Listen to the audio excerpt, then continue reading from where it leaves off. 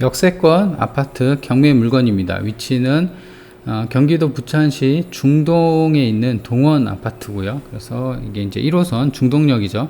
걸어서 한 300m, 그러니까 시간은 한 5분밖에 안 걸려요. 그래서 정말 가깝죠. 그래서 역세권이다 보니까 뭐 교통 인프라부터 해갖고 어떤 학군 위치가 괜찮습니다. 뭐 장점만 있냐? 뭐 그건 아닙니다. 단점도 있어요. 여기 이제 보이는 사진 것처럼 지은 지가 82년 건축이니까 지은 지가 40년 됐고 굉장히 오래된 아파트라고 할 수 있습니다. 그리고 해당 경매 물건은 1층이거든요. 방 3개, 화장실 하나인데, 근데 보통의 아파트 같은 경우는 저층은 단점이죠. 그죠? 뭐 1층에 가깝다 보니까는 그 밖에서 외부에서 이제 집으로, 우리 집으로 보이니까, 그리고 소리 같은 게 다 들리니까 좀 안 좋게 보일 수가 있는데, 해당 아파트 같은 경우는 승강기가 좀 없기 때문에 저층에 대한 어떤 단점은 크게 상관없지 않을까 생각을 합니다. 그쵸? 자, 그렇게 돼 있고 좀 더 들여다 볼게요. 그래서 경매 매각 일자는 22년 1월 18일이고요. 그리고 위치는 부천시 중동 816 라동입니다. 가나다 라 할 때. 그래서 라동 145고 1층이죠. 그리고 땅은 9.2평, 대지는 건물은 13.7평, 감정은 2억 1,500, 최저가는 1억 5천. 그래서 한번 떨어지니까 유찰이 되니까 6천만 원이 싸졌죠. 그래서 1월 18일. 그리고 이제 토지랑 건물 현황인데, 땅이 1억 2,900, 건물이 8,600 감정이 돼 있네요. 그리고 감정 시점은 올해 초죠. 1월 달이니까 한창 아파트 값 오를 때였어요. 그죠? 그래서 지금은 약간 주춤하긴 한데, 그런 어떤 시간적인 차이가 있다라는 게 눈여겨볼 거고, 그리고 사용 승인일 82년이죠.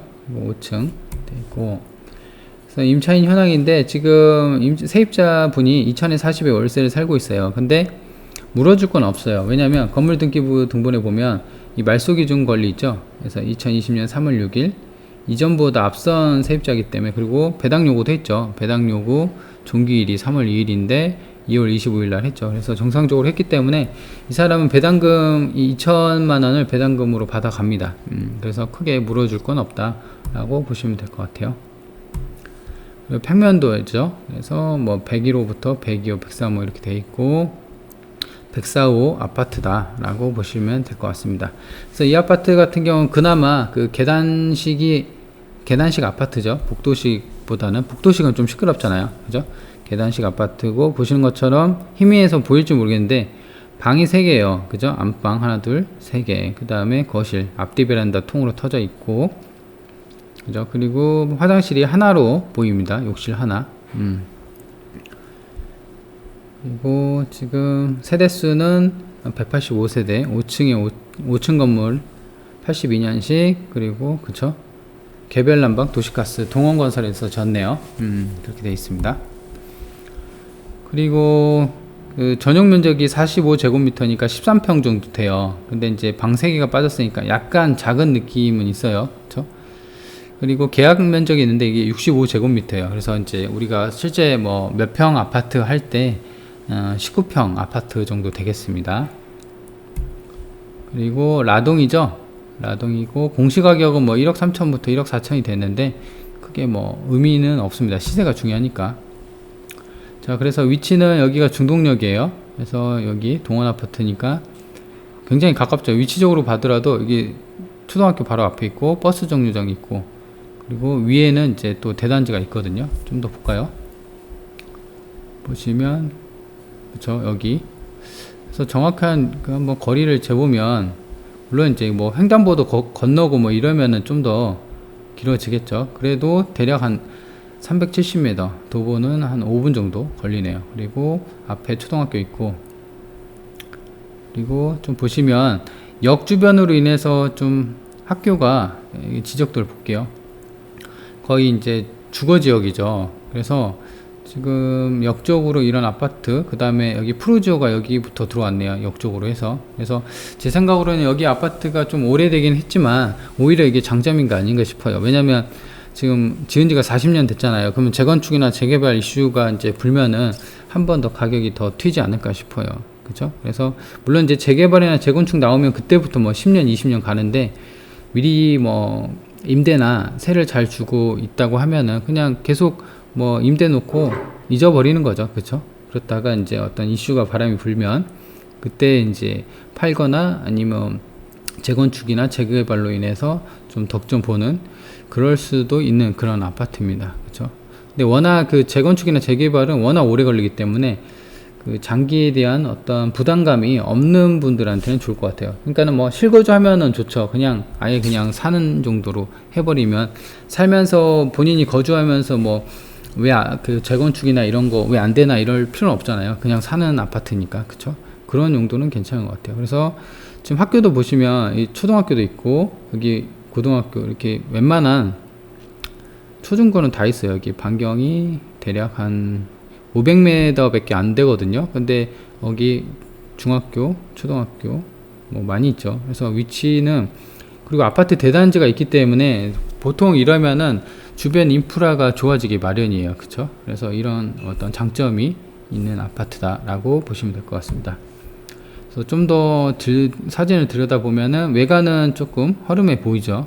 그럴 수밖에 없습니다. 근데 40년 된 아파트 치고는 관리가 잘 됐어요. 그쵸? 원래 그 40년 되고 관리 잘 안 된 데는 이런 데 막 벽에 금도 가고 막 그러거든요. 근데 중간중간에 보면은 샤시도 그죠? 이렇게 보면은 세대에서 샤시도 좀 한 거 있고 그리고 외벽에 금 간 게 없어요. 40년 됐는데 물론 이런 거 눈물 자국은 좀 있긴 합니다만은 그래도 상태는 40년 치고는 좀 괜찮다.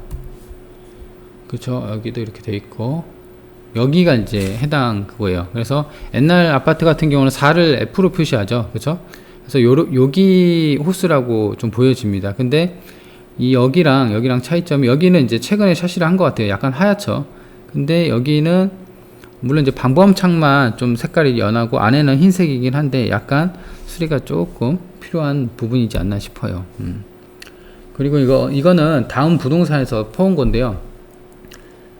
건물이 오래되고 승강기가 없다고 합니다. 아까 제가 말씀드렸죠. 그래도 주변 인프라 그러니까 이제 장점하고 단점이 좀 잘 섞여 있죠. 그리고 지하철역 5분 거리 아까 말씀드렸죠. 그래서 서울, 인천, 김포 교통 다 편하고 버스 괜찮고 그렇죠. 이마트도 있고 집에 큰 슈퍼도 있어 해서 괜찮다고 합니다. 주차는 힘들겠죠. 그래서 그렇죠. 어딜 가나 주차는 좀 힘들 것 같아요. 그죠?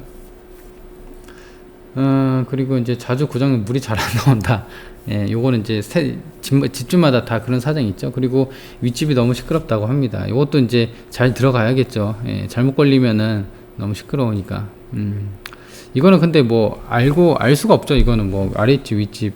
이건 어딜 가나 이런 어떤 층간소음은 아파트 살면은 어딜 가나 층간소음이 있으니까. 예, 그래서 초등학교, 그렇죠. 1분 거리 바로 앞에 있는 거였죠.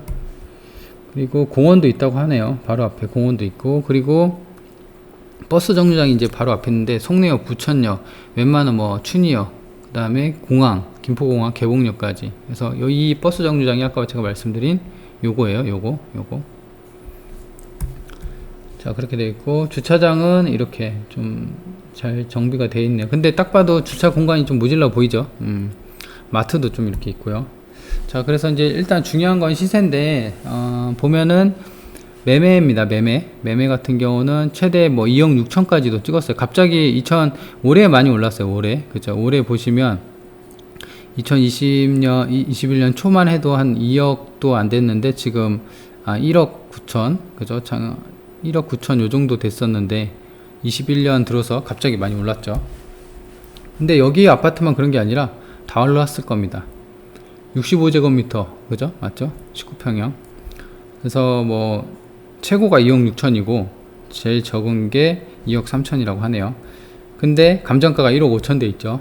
괜찮습니다. 그래서 실거래가가 6월 달에 2억 6천에 돼 있고 그 다음에 뭐 1억 7천도 돼 있는데 이거는 사정을 봐야 할 것 같아요. 그 다음에 2억 4천, 2억 5천 4백, 2억 5백 이렇게 돼 있네요.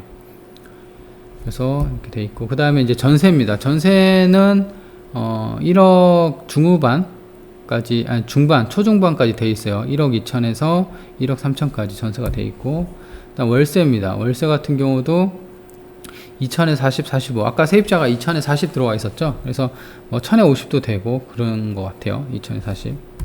자, 정리를 할게요. 그래서 일단 이 아파트 같은 경우는 굉장히 오래됐어요. 82년식이니까 40년, 지은 지 40년 됐고, 그리고 인수금 이거 아니에요. 이거는 아까 아니에요. 그렇죠? 그래서 일단은 82년 지은 아파트고, 그리고 중요한 거는 저층인데 저층에 대한 단점이 조금 덜하다는 그런 게 있고, 그 다음에 매매는 지금 제가 2억 3천을 잡았는데요. 2억 3천 같은 경우는 아까 시세 봤을 때 하한선이었죠. 그래서 2억 6천까지. 근데 이제 중요한 거는